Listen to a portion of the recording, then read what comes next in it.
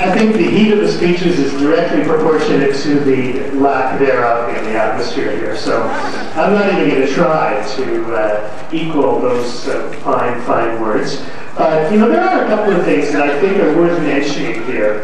The first of which, the Health Quality Council has they're constantly changing their parameters as we apply more pressure. So it only makes sense that we continue to apply more pressure to see if they do the right thing eventually. And I just want to make a point of clarification. They chose to put Judge Wakowicz and Ms. McClellan on as an advisory position. They're not part of the Health Quality Council. They will not be part of that investigation. They just tagged those names onto it in an advisory role. If they don't choose to talk to them, they won't have any role at all.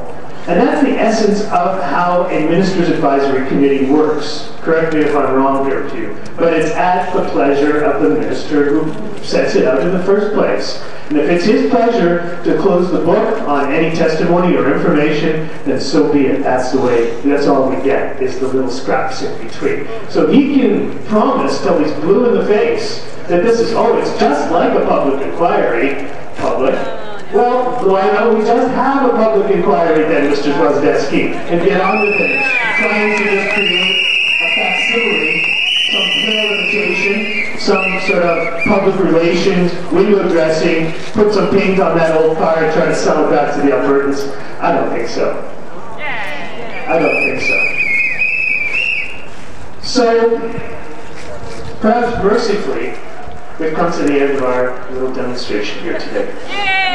I want to thank all of you for having the bravery and the fortitude to show up here. And we know, for every person that's here today, when it's -20 on March 26, 2011, that you are representing the thousands of people, the vast majority of Albertans who want their public health system improved, not dismantled, who want to see the truth, not the wool pulled over our eyes, who want to see a public inquiry so that we can move on and build a better healthcare system for everyone, for us now and for the future, for our children and our grandchildren.